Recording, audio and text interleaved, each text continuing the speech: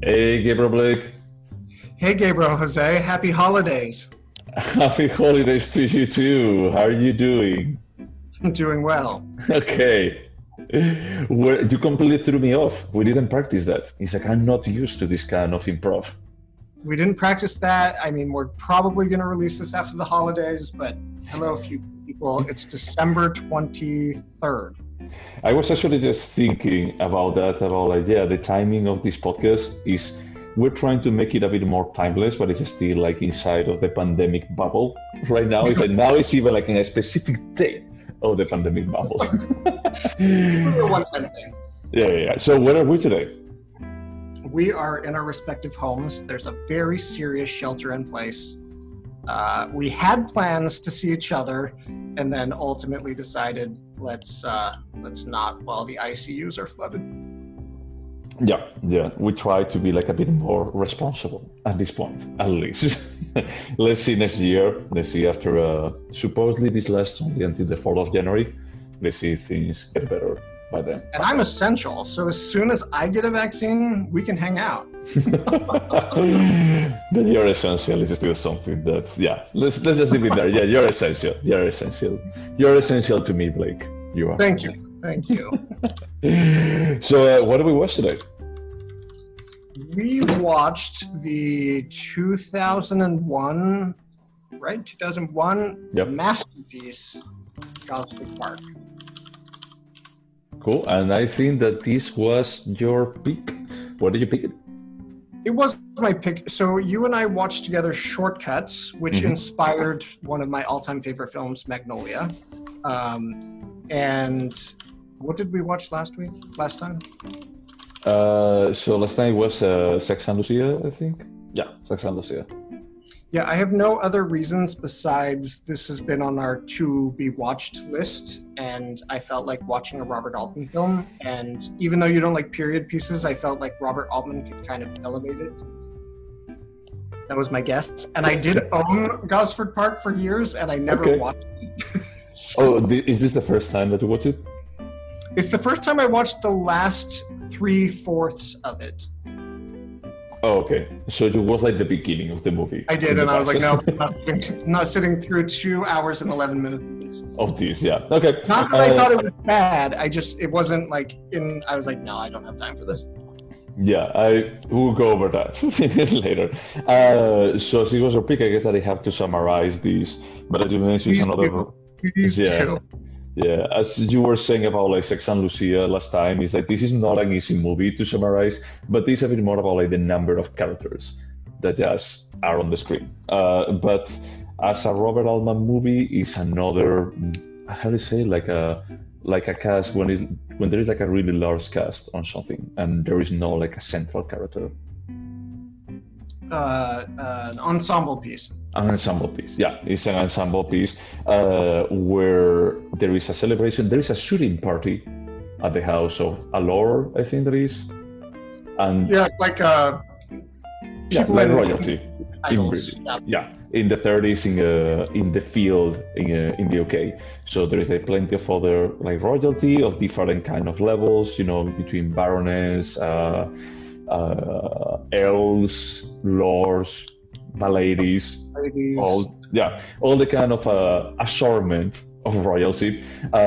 Most of them they're only in title. Some of them are poor, completely broken, and the only thing that they have is like the title. And the story follows initially like the contrast between the royals and their servants, that they are actually on the floor below where the kitchen is, and the royalty is actually on the ground level. And then they're like completely separate from each other, and it's like the kind of interactions that they have where they don't really share too much stuff, but the gossip actually just flies across the whole house thanks to the servants as a vehicle. And half through the movie turns into a murder mystery. It sure does. It sure does. Yeah, so when you're like an hour and a half, it's funny because I saw the trailer before I watched the movie. So, okay, let's see, exactly what is like the highlights of it. And half through the movie, sorry, like in the trailer, you can actually say like, oh, and suddenly there is a murder, and then who did it? And it's like, I would expect that it's okay, there's going to be an introduction of 30 minutes, and then it's going to turn into a murder mystery. But no, it's like an hour and a half of royalty things, gossipy things, and then suddenly the head of the family, the lord or whatever it was, like Billy.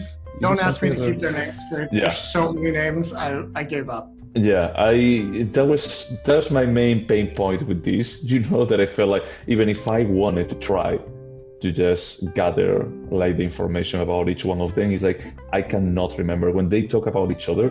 It's like if they don't give more context about like, oh yeah, he got married to that girl that now she's really unhappy. It's like, okay, I know who they are, but not because of the name, because I cannot remember, like with 30 different characters and not having like a single central one, I cannot remember that.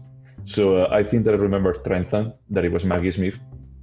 Mm-hmm. And it was also, as they also call the servants by the name of their master, I guess. Also Emily Watson, that it was also Miss Trentham. But the rest... Thomas, who is fantastic. Yeah. So basically the father, the head of the family, gets murdered, and then it unravels like very hilarious investigation by Stephen Fry. I guess that's like where the comedy comes from. One thing that I think you left out is that the one kind of out of place guest at the weekend, the shooting party, is a Hollywood film producer who is clearly gay, and his servant. Is he clearly gay? In my opinion, sorry. It's not that he's gay in the movie, I just think this guy's clearly... Oh, you mean the actor or the character? The character. I think he's gay. He may or may not be gay, but I think he's gay. Yeah, I mean, I was hesitant about that because there are like many times that I feel it's like, because of the ballet that he has, this young kid that is American and he's pretending he's the most obnoxious character in the whole movie. Ryan Phillippe, that he pretends to be Scottish. Which, according to the New York Times review, which I didn't finish because it's as long as the movie, the producer is boyfriends with Ryan Phillippe's character, who's bisexual. I don't know if they got like a shooting script and got that insight, but that doesn't happen necessarily in the film. They don't say that in the film, but I thought, really? I didn't get that at all. Yeah, I mean, there is like some, as we were talking about, that there is some kind of a relationship between this and Downton Abbey. There is a character like the chubby butler that I found like pretty cute. He's supposed to be gay. They leave it like a bit on the air. He has like some kind of, infatuation with the actor. Okay, so let's talk about Downton Abbey since you brought it up now. I watched a few episodes of Downton Abbey, and the second I started to watch Gosford Park, I was like, holy shit, this is Downton Abbey, but better. And so a quick Google search was like, I mean, you found this as well. Gosford Park happened, and then there was immediately planned a spin-off television show that was supposed to be Downton Abbey. They decided to delay the TV show, and then Downton Abbey became inspired by.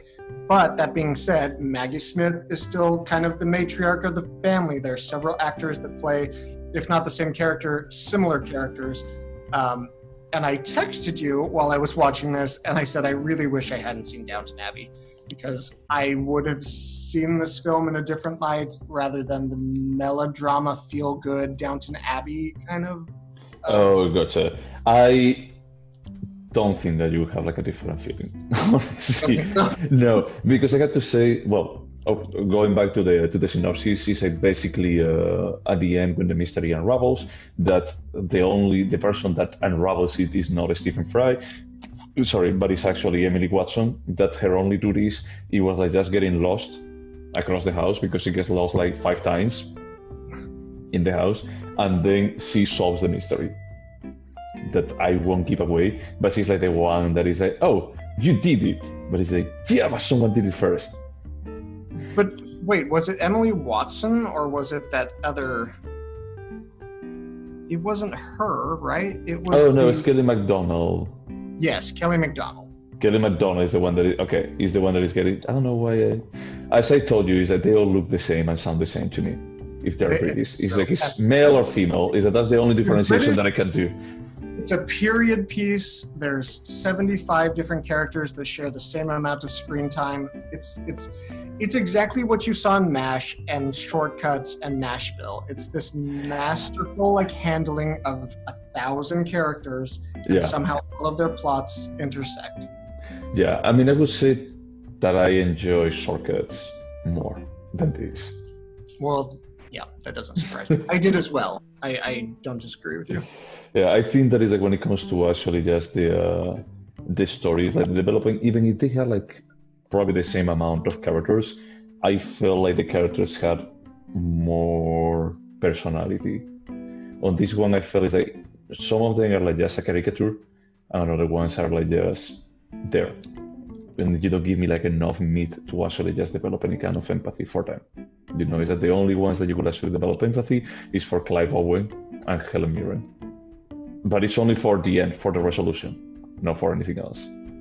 You didn't develop empathy for Kelly MacDonald or Maggie Smith or Kristen Scott Thompson. Not that you liked the characters, but I felt like there were several of them that were pretty well developed, and they had a lot of personality. Yeah, they had some of them that they had more development, and then the rest is that they were in a middle ground that it almost feels like this could have been extras directly. You didn't have to give them a screen time or lines. It's we don't need anything, but it's everyone on the screen. I'm 90% sure that everyone has lines, more than a couple of lines. Everyone. For example, the big lady in the kitchen, the big girl in the kitchen that has sex with everyone. Yeah, it's they never develop her. It's just about just seeing oh, she's a bit of a slut, but we're not going to say anything. Yeah, so I hadn't thought about it in the context of Shortcuts, and now thinking about it, I agree. I feel like every character in Shortcuts was distinct and interesting and well developed. That is accurate. We lose something in Gosford Park, but I would argue that that's part of the not satire, but the criticism of the kind of class separation in England. Yeah, and yes, I think they are overall less interesting than all the Shortcut characters. Yeah, so I had to say that at the beginning, as you said that you watched only the first fourth of the movie a long time ago, and then you stopped watching it.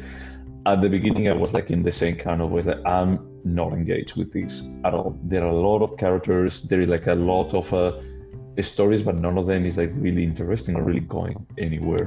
When it turned into the murder mystery, it didn't change too much for me. I think that at some point things started just clicking. Oh, okay, so you're trying to do a bit more of social commentary, and when there's more resolution about the affairs that some of them had with the servants, that basically it felt like almost all the servants had an affair with one of the royals. Yeah, so when the quirky, gay or not gay Hollywood producer shows up as one of the guests, they're all very grateful. They're oh, there's so little to talk about. At least there's something interesting here. And then they ask this producer, what film are you producing next? And he's well, I'm doing a film that takes place at a weekend at a grand estate at a shooting party, much like this, but it's a murder mystery. A murder happens, and then it's a whodunit. I thought that was way on the nose. Yep. No, foreshadowing. Call that out and call it good cinema because it's going to happen. Yeah. That's that kind of foreshadowing is not. Yeah, I just felt that sure. Yeah, that's the reason that for me it feels more like a. I don't know. It felt like Shortcuts was trying to have a deeper meaning than this. Even at the social commentary that we see here is I don't feel that there is anything too new or too engaging about it. So when people were telling me, I was talking with some people online, and they were telling me that, so that's the prequel for Downton Abbey. And I always felt pretty curious about Downton Abbey because for a while there was a boom, everyone was crazy about it, but I didn't watch it because it was a period piece. So when they told me that, it's well, I think that I saved my time not watching Downton Abbey. Because if this is the same, even if it's only a slightly lower calorie, quality, it wouldn't be for me. lot lower quality. It's like the cotton candy version of this. And I will admit that the first season of Downton Abbey, from what I remember, I was like, yeah, this is super compelling. I mean, I understood it was melodrama and a soap opera, but it was extremely good for what it was trying to be. But if you don't want to see like Gosford Park Light, don't watch it. Yeah, I mean, I think that the only advantage that Downton Abbey could have is like every episode, I guess, that is going to be like 45 minutes. That's true, but there's like 5 seasons, so. Sure, but it's like at least I can watch one episode and say like, I'm done with this. This was actually like 2 hours and 20 minutes until we were done with it. So don't get me wrong, I didn't dislike it, but it was not for me, you know. And it's funny because talking with someone, I was telling them, oh, I don't like period pieces. And they said, oh, what is the last movie that you watched that you really like? And I said, Atonement. That I feel a bit dumb, but at the same time I complain that I don't like period pieces. And I'm talking, and I really like another movie that is set up in the UK, in another mansion, you know, with a rich family and poor people too. Servants and the class and yeah, I really like that one, and I don't like this. I mean, I don't like this. It's like with this one, I don't feel like so engaged with it, you know. So it was like, okay, it's not my problem. May not be with period pieces per se. It may be with something that most period pieces do. That is that they actually boil down to this. That I still don't know what it is. But so you can not like period pieces. I think that's true about you, and it's mostly true about me. But there obviously are always exceptions to preferences. And at the very least, Atonement, I hope you agree with me, made us think about a lot of things. It made us question, what's the power of words? Can you really atone for things? What is the power of storytelling? While I feel like this film is technically good, and I enjoyed it, it didn't make me think about anything at all. It was just, yeah, sure, there were 35 different storylines, but all of the storylines we had heard before, all of them. Yeah, I mean, I feel like it's very tried, the message of the class difference. When, I mean, the final message, just for giving a spoiler alert, is that when we discovered that Clive Owen was the kid of Helen Mirren. Yeah. So, and she started like just crying because basically she knew that Clive Owen was going to be murdering the head of the family, and she poisons him first, so he doesn't commit a crime. She's the one that commits the crime. But from what they say, is that basically many of the servants, they had babies from the aristocrats, and they actually gave them away. You know, and it's like, okay, that's fair. I mean, that can be like a message, but how do you have exposed it during these 2 hours is that you cannot say that the last 3 minutes are going to be like so deep that it turns this movie upside down. Is that you haven't spent any time like building a message. For me, this has been the same kind of entertaining as Marie Antoinette. It has been like just... Wait, the same amount of entertainment, or like as quality cinema? More from the perspective of just observant of the reality. You know, there is a part of the value that I'm bringing to you in this movie, or my cinematographic value that I bring to the audience is actually from just observing the reality of this time. And it's true that Marie Antoinette tries to make it like really, really over the top and really aesthetic, because there was the life in the French royalty at the time. And this one tries to make it, you know, like how they dress up, how, you know, like carefully detailed is, you know, that it feels like, for me, there is no value on that. For me, that part is like, it's empty. It's like, it's just completely as swallow as, I don't know, a Marvel movie. Let's say that it's all like visual spectacle. It's a different kind of a spectacle, but it's like a spectacle of sorts. So I feel like if I remove all of that and I only like just keep, as you were saying, about like, what is the message? What are you trying to do? What are you trying to just convey with this? I felt like whatever I could get out of this, the morality of what it's trying to present, it was so overused in the past, you know, that we have seen like many other movies that they have done like similar topics to this, that is like, there's no real value. And when I think about like whodunit mystery, I was thinking about Knives Out. That is like, Knives Out did it in an hour and a half, recently, and it's enjoyable. Yeah. So, as I mentioned, I did read the New York Times review, not all of it, because it was not worth investing that much time into, but I did want to share these two sentences with you.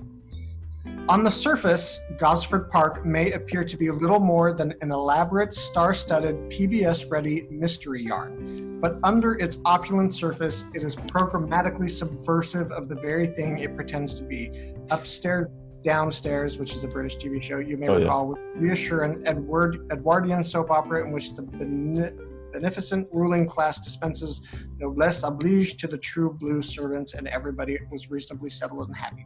That last sentence wasn't important, but what rang true to me when I read that was like, no, this is a star-studded, PBS-ready period piece. There's not much more to it. I'm not sure what I was supposed to get from this other than, yeah, Robert Altman, you're really good at like managing 400 plot lines. Yeah. I mean, I can understand, I can see the kind of intention of making this more multi-layer. I can see it, but it's like, I think that it's not that it's subtle. I think that it never actually gone to fruition. You know, for me, it's like, okay, if your multi-layer effort is like Cliff Owen on the screen, like just looking like pretty serious at everyone and just looking completely out of place, if that's how you do it, it's that you are like just falling short. It's just sitting there. And I also feel the application of the genre was so poorly done. Like, oh, this weird Hollywood producer came and said he's doing a movie about a murder. Oh, the murder happened and you all have to stay. It was just, no, I don't. There was... Yeah, I mean, I think that's also, as I was mentioning earlier with Stephen Fry, when he shows up on the screen, it turns into a bit more of an absurd comedy, you know, like the kind of tropes that they use, that when he tries to say his name, is that he always gets interrupted. And it's like, that's a gag that I would, I don't know, like accept in a movie that it doesn't try to be as sophisticated as you tried for 90 minutes. Is that now you fall into this kind of, you know, like the visual jokes when he's like just playing with all the clues. And the guy is telling him, he's like, hey, don't do that. Or he's like, or the sergeant keeps investigating while he's talking with the suspects, like being completely useless. Is that kind of visual humor? It felt a bit more like, I don't know. I was expecting more of the script, that the script was a bit more sharp, let's say, that is having a bit more of a, how do you say, like sass, sophisticated sass. And the only one, it was, what's her name that you just mentioned? Maggie Smith, yeah. Maggie Smith is like the only one that it has some lines of the dialogue that I was expecting. Yeah, she's very good as the snobbish, condescending, like I'm better than everybody. Like it's enjoyable to watch her like throw out these snide comments. And Kristen Scott Thomas, every time I see her on screen, I'm like, Jesus Christ, why isn't she Cate Blanchett right now? One thing that I will say, that another part of the New York Times review that rang true, that I suspected would be the case, but it says, when Gosford Park is not adhering to a formula, which is most of the time, it is at the top of its game. The screenplay is so amazingly concise that if you watch the film more than once, which I would advise, you'll find barely a word has been wasted. Almost every sentence conveys crucial information, but in a deceptively offhand style that's so light it feels like casual banter. And I did get the impression that if I were to watch this 2, 3, even 4 more times, I would pick up on these little like clues and nods. I'm sure it's a very intelligent script. I'm sure that it's well thought out and I would discover new things. I just don't think that this is a film worth watching 2 more times. What's the point? I'm not going to get anything new out of it. The script may be clever. I might notice clues between characters that I missed, but I don't think that's going to contribute to what I get out of the film as a whole. Yeah, basically going back, as I mentioned it earlier, about Knives Out, is like I'm pretty sure that Knives Out is another script that, you know, that gives you hints from the beginning. And if it's not a hint, it's about like just building like characters in some way or another. And I understand it on this one. It's like every single sentence is about like just building the character or giving you information about other characters and building indirectly them. But it's like the kind of characters that you are building, I don't think that they are Why do we care? Yeah. So I don't know. I mean, I just felt short. I just felt not disappointed, but I just felt it's like cool and done. At the beginning, I was feeling like tired. Then it was a point that it's like, okay, I get it. And then I felt towards the end, like, is this over? Please. So did you, when Kelly McDonald sneaks down to the kitchen late at night because she forgot to wash Maggie Smith's shirt, yeah, did you catch the completely unsubtle like focus on the 2 bottles of poison?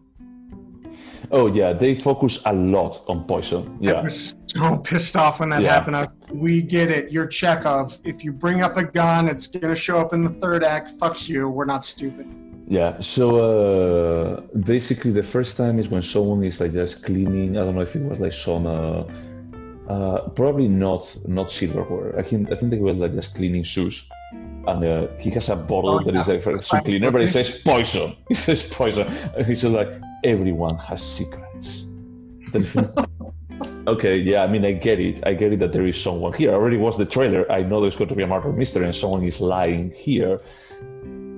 But you don't have to be so much on the nose. You know, it's like I just felt like as a murder mystery felt you're like trying to make fun or parodying of the tropes of that genre.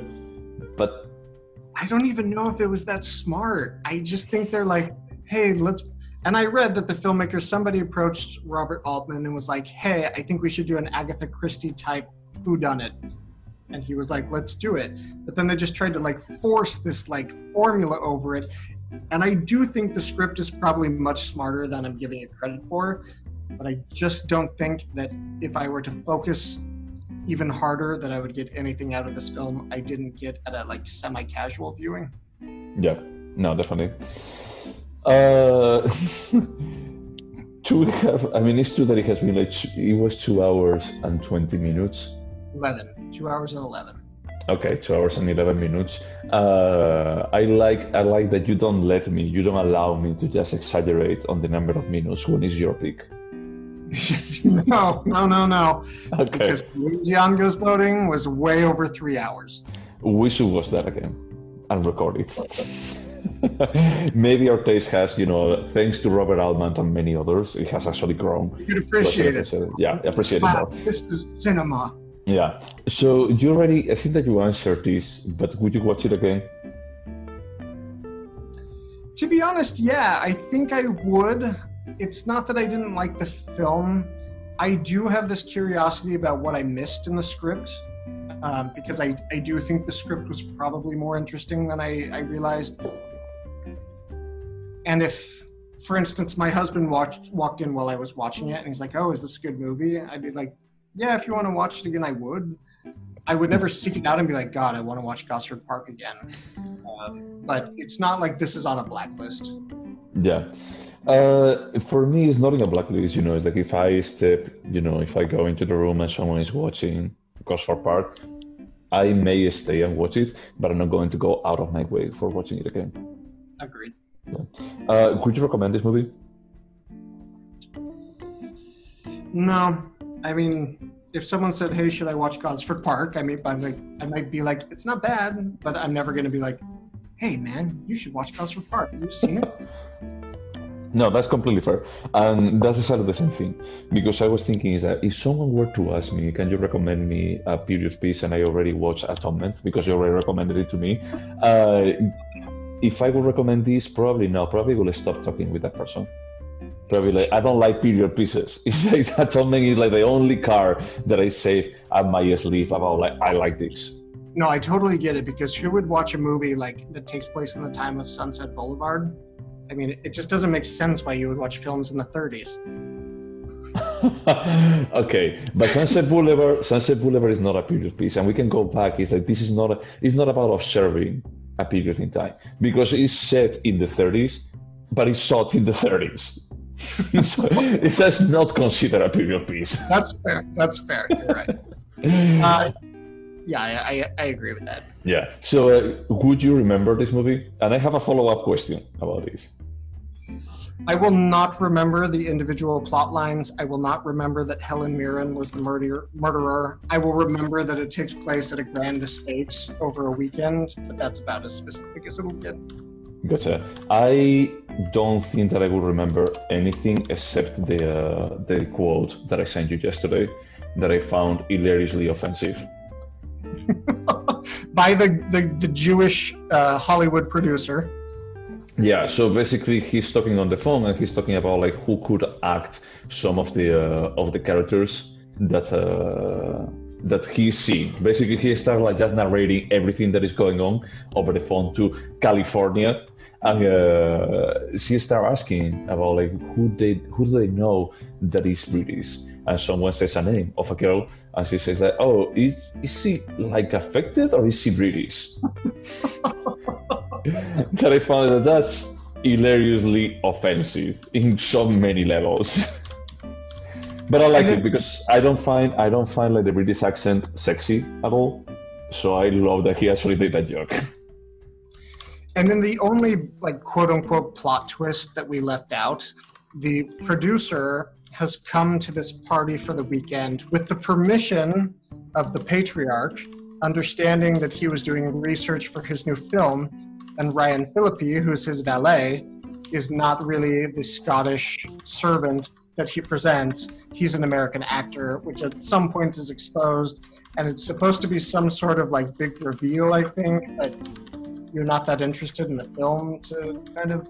No, I mean, besides that, the character is so easy to hate that is like I just had the feeling that no one cares at that point. I mean, at least I didn't care. Is that, oh, he's an actor, cool. I didn't care either, and I wanted to empathize with the servants who felt like they had been duped, but I was like, there's nobody that I truly care about in this film. Yeah, so it felt hollow. It felt like completely hollow, like, sure, yeah, it has been a reveal. Do I care? No, I do not. I mean, they give you like a hint that is like when he's like just bending over, at some point you can see like in the trousers, is it something like Fox Cinema Properties or something like that? Oh, really? I missed that. Yeah, like some of the studio. That is like the camera just points like pretty close because the camera loves to just give you clues. Like for example, when the Cliff Owen, that you don't know that is Cliff Owen, he goes to just stab the patriarch. He wears another shoes, like some boots, for not leaving trace, but at the same time they focus a lot on the pattern of his pants. And then for several scenes they avoid showing pants of anyone. But then 10 minutes later is that the next time that Cliff Owen is on the screen is that there is I think that he's laying on bed and you can just see like the same pattern. That is he was it. And this goes back to what I said is I think there probably are some clever aspects to the script. I just don't care. I love that. That is like when you are like really tired of discussing with someone, but he has a point that is like, just shut up. I don't care. Yeah, you're right. Whatever. It's like, just leave me alone. Yeah, hey, Robert, we get it. You're kind of talented. Whatever.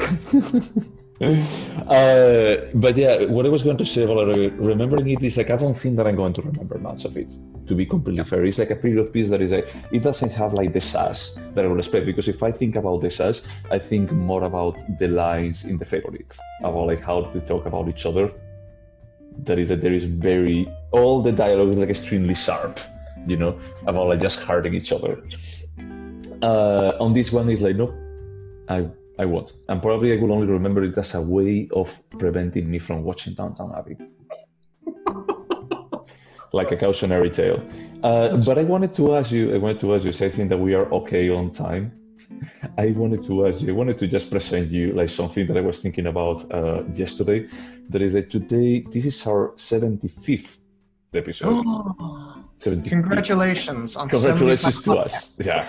So I wanted to go back to a random episode, in the past, and just ask you if you remember about it. It hasn't been a year, because if it had been a year, it would be amazing for just doing this exercise, because we usually ask about like, would you remember this a year from now?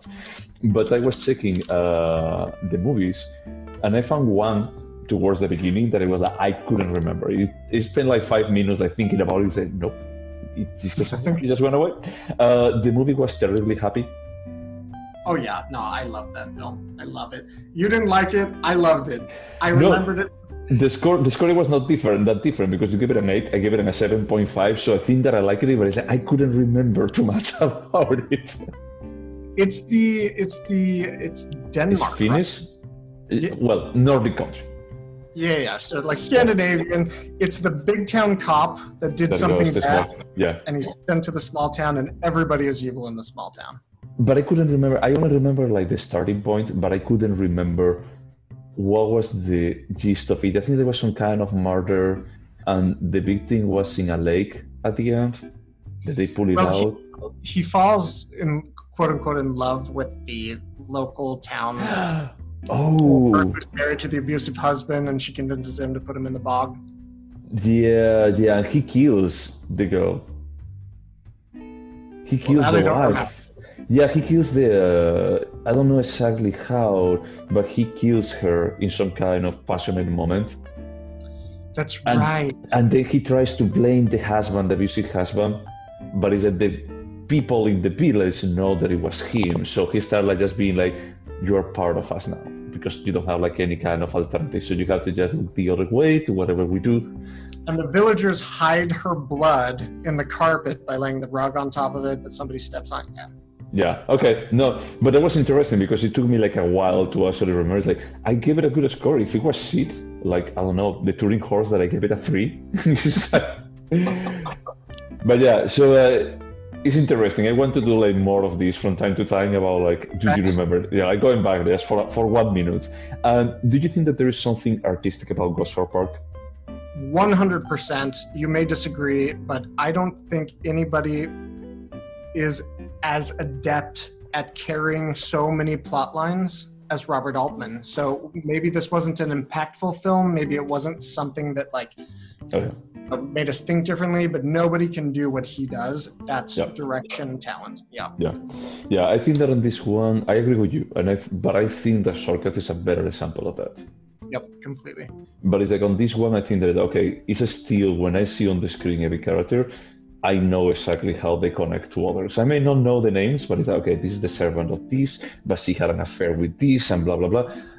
That's amazing. I would say that also from the visual aspect, as I was saying, it's a visual spectacle. I don't like period pieces. Once again, I know that I repeated like many times during this, but I want to be clear, I don't like period pieces, but I can appreciate the effort put into it. Yeah, I agree. And I was constantly comparing Downton Abbey, which I find fluff, and this felt so like authentic. And I think that they put a lot of research into what actually happened at shooting parties in the 30s. Everything felt so authentic, and there was a lot I enjoyed visually and from an authenticity perspective. Yeah. So is it a timeless piece? Yeah. I mean, I think in 50 years, if somebody's watching this film, they will perceive it exactly as we perceived it. That's true. I agree. I had the feeling that it's like when you do a period piece, unless you do like something crazy, or you use like very clear resources from the time, like, I don't know, Marie Antoinette, is going to be pretty timeless.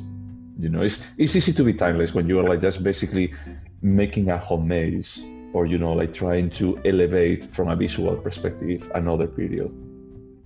And I think it didn't touch on this a lot, but they had just finished World War I. They were approaching World War II, and that space and time is timeless, and everybody can. Not everybody, but I mean, it's just something that's so ingrained in our minds that we can understand, okay, this just happened to the world, this is about to happen. Like, there's a lot there that I feel like anybody at any time could relate to. Yeah, definitely. So, funny last question. I didn't think that it was going to be like fitting so well, but would you turn this into a TV show? Oh, what a nasty question for this movie. Well, they did. But if it was up to you, would you do it? I wouldn't watch this film and be like, this is meant for BBC. No. Why? Let me just ask you why before I give my opinion. Because I didn't find any of the characters that interesting. I didn't want to, oh, geez, I wish I knew more about this person. I wish they had built this plot line out a little bit. There was nothing that was curious, nothing in me that was curious about any of them. I completely get it. I personally would have turned it into a limited series. Like just saying, okay, I'm not going to have like 5 seasons and then 2 movies or whatever it was with Downton Abbey. But it's like, look, this is something that if you do like 10 episodes and you say that it's 10 episodes, is this a story? Is that could work? That could work, I assume that there is no, I assume that there is no murder mystery or anything like that in Downton Abbey, no? I think people die. I don't remember. It's so not good. I mean, it's fine. It's completely fine. Okay. So when you say that, though, I think of Fanny and Alexander. I don't think you've seen it, but it's a Ingmar Bergman. Well, it's a limited series. The way Ingmar Bergman released it for Americans who are basic, he released it as a 2-hour film, and that was actually a quite nice 6-hour limited series. So maybe I'm wrong. Maybe if there was the right scriptwriter and Robert Altman directed all 6 episodes, I could be into this. But when I watch it, my first instinct isn't, oh, let's turn this into 6 hours. Yeah. No, I mean, I would never sit down through 6 hours of this, like just straight ahead. I would die, typically. I would rather die than do that. But I think that there is enough base material. The idea per se is not bad, but it's like I had the feeling, as I was telling you, like the message, you cannot make an impactful message when your message only comes from the last 10 minutes, because it feels like Gladiator at that point. That is, when the whole circus is just looking at him and everyone just stands up and he's almost just screaming, America! But in this case, I just had the feeling like you cannot leave, this kind of hints are foreshadowing, and then at the end, just look at the camera and just say yeah, this is pretty bad what they do, but we're good at. It is I don't know, man, this is empty. If you actually had spent more time developing this instead of just concentrating it that much, maybe it would have been more impactful for me. I wouldn't have watched it because it's a period piece, but maybe it would have been more impactful. There's a lot that this brings up in my mind. I really appreciated that the first 30-40 minutes is almost in real time. It's dinner on Friday night, and I thought this is kind of cool. Yeah. And then it goes into the shooting the next morning. And then there's this quote unquote big reveal that the Hollywood producer is, doing research, and Brian Philippi isn't a servant, he's an actor. And then from that point on, I'm like, ugh. Yeah. So I think what if this had been a 6-episode limited series and we knew that this was happening and I don't know. Yeah. I mean, honestly, I will be curious about that. I mean, they're never going to be doing it. They already did Downton Abbey. But I don't regret watching it in any case.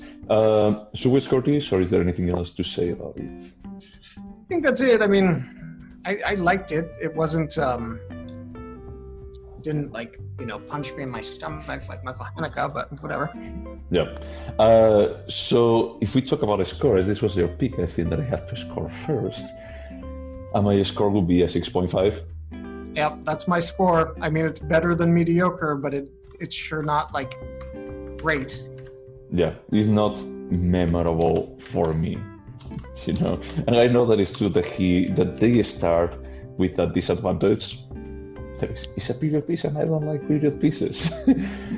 But I know that I'm repeating myself a lot, but I'm just laughing because yesterday I was on Scruff, and I was talking with some people, and everyone was asking me, "Oh, what are you watching?"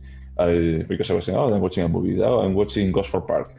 Most people knew about it, and surprisingly, it made $90 million worldwide. Yeah, I mean, it was like an extremely popular movie.